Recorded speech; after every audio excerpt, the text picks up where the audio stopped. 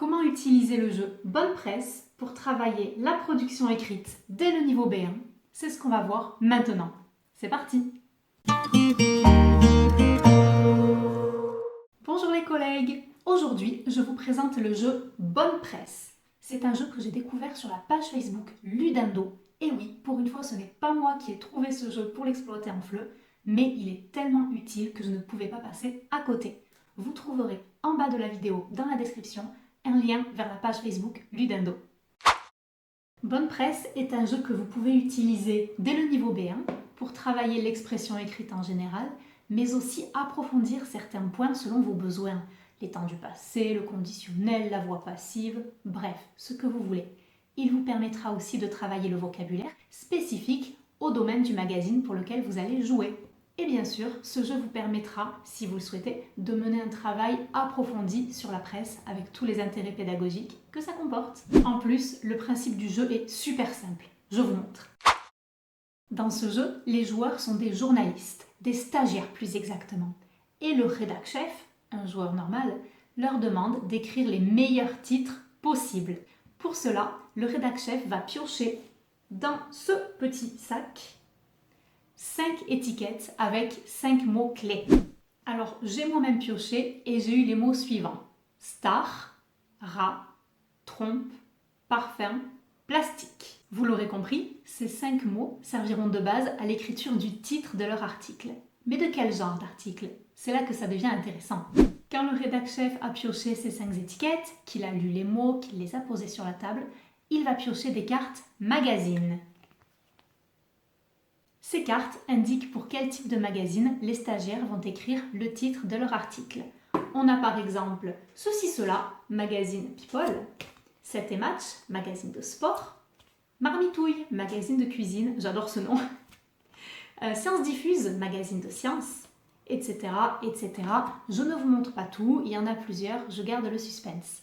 Il y a juste un magazine que je n'utilise pas pendant les cours. Si vous achetez le jeu, vous comprendrez très vite pourquoi. Donc, le rédac-chef pioche 3 cartes magazines au hasard, il les regarde et il en choisit un, par exemple 7 et Match.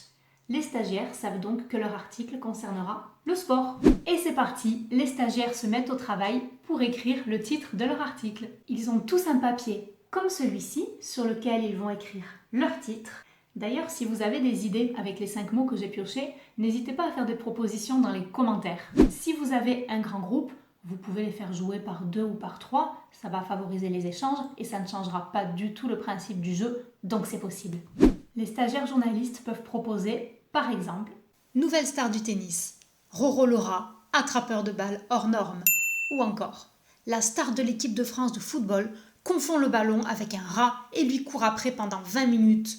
Le joueur se serait trompé de lentille de contact. Décryptage.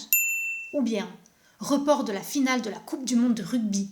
Tous les ballons prévus pour le match auraient été grignotés par des rats. Son rat ayant avalé du parfum, l'entraîneur de la championne de France de natation n'assistera pas à sa prochaine compétition. Je resterai à son chevet chez le vétérinaire jusqu'à sa guérison totale. Bon, là, c'est juste mes petites idées en respectant les 5 mots que j'ai piochés. Ça vaut ce que ça vaut, mais c'est juste pour vous montrer qu'avec 5 mots et un magazine, on a énormément de possibilités. Ce qui est intéressant, c'est que si on avait eu les 5 mêmes mots, mais pour un autre magazine, les titres auraient pu être complètement différents.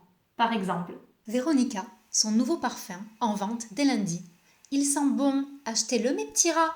Mystère, une trompe d'éléphant trouvée sur Mars. Mais que faisait-elle là?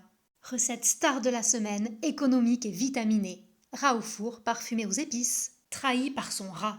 Un maire écolo découvre que son animal ne respecte pas le tri sélectif. Quand tous les joueurs ont fini d'écrire leur titre, ils donnent leur papier au joueur à gauche du rédac-chef. C'est un joueur tout à fait normal qui a pu écrire son titre également, mais c'est aussi l'assistant. Son rôle sera de lire tous les titres au rédac-chef pour garantir l'anonymat. Le rédac-chef va alors attribuer des points à l'aide de son joli petit stylo Bonne Presse. Vous voyez ici comment va se passer l'attribution des points. Titre validé. Si le rédac-chef pense que le titre n'est pas dans le thème du magazine, il donne simplement 0 point pour cette catégorie. Mais s'il pense que le titre correspond au thème du magazine, il le valide et dans ce cas, chaque mot-clé utilisé rapportera 1 point, donc 2 points dans notre exemple. Les stagiaires ne sont pas obligés d'utiliser les 5 mots, mais un mot rapporte un point, ce qui est quand même pas mal. Après avoir écouté tous les titres et donné des points si le titre est validé, le rédac-chef va choisir le meilleur titre, c'est-à-dire celui qui fera la une de son magazine. Le stagiaire qui a écrit ce meilleur titre gagnera 2 points. C'est toujours 2 points, indépendamment du nombre de mots-clés utilisés. Le rédac-chef écrit donc 2 pour ce stagiaire et 0 pour les autres dans cette catégorie. Et enfin, il choisira le titre le plus drôle pour lui attribuer 2 points. Ces 2 points peuvent être donnés même si le titre n'a pas été validé. On fait ensuite le total des points et vous l'aurez compris, le joueur qui a le plus grand nombre de points gagne la manche. Pour gagner des points, les stagiaires peuvent donc soit essayer d'être vraiment dans le thème et utiliser un maximum de mots-clés, soit mettre moins de mots-clés mais essayer d'être le plus drôle ou le meilleur titre. Ou les deux, pourquoi pas. Ici, vous avez le choix. Soit vous dites stop, on a écrit un petit titre, ça suffit. Le stagiaire qui a gagné la manche devient rédacteur en chef et on tourne comme ça. Soit vous voulez aller plus loin dans le travail de l'expression écrite. Comment faire travailler l'expression écrite ? Vous l'aurez deviné, tout simplement en écrivant l'article qui correspond au titre. Dans ce cas, je vous propose 3 options. Soit vous faites écrire à tous les étudiants l'article du titre qui a gagné, soit les étudiants écrivent l'article de leur propre titre, soit les étudiants choisissent un titre qui leur plaît et ils écrivent l'article qui correspond. Que ce travail soit fait par 2, par 3 ou en individuel, ça vous permettra de travailler l'expression écrite. Vous pouvez aussi y ajouter des petites contraintes, intégrer un subjonctif, un conditionnel, une voix passive, du discours rapporté, bref, ce que vous voulez. Notez qu'une petite consultation de magazines ou de journaux avant de faire ce travail permettra à vos étudiants de mieux comprendre comment s'organise la presse et les aidera donc à devenir les meilleurs journalistes possibles.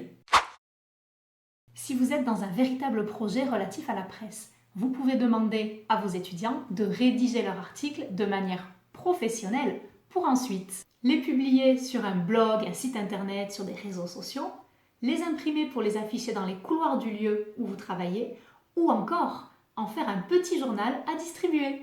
Si vous voulez aussi travailler la production orale, pourquoi ne pas aller plus loin et leur proposer de créer un faux journal télévisé dans lequel journalistes et experts parleraient de leur sujet ? Vous pouvez aussi leur proposer de faire une fausse émission de débat. Pourquoi pas ? Bref, vous l'aurez compris, il y a beaucoup de projets intéressants à mettre en place avec ce jeu. Et voilà, vous savez maintenant comment utiliser le jeu Bonne Presse pour travailler l'expression écrite et plus avec vos apprenants. N'hésitez pas à mettre vos idées et vos remarques en commentaire ou même les titres de vos apprenants que vous avez préférés. Vous pouvez également mettre un petit pouce bleu ou regarder d'autres vidéos. À bientôt!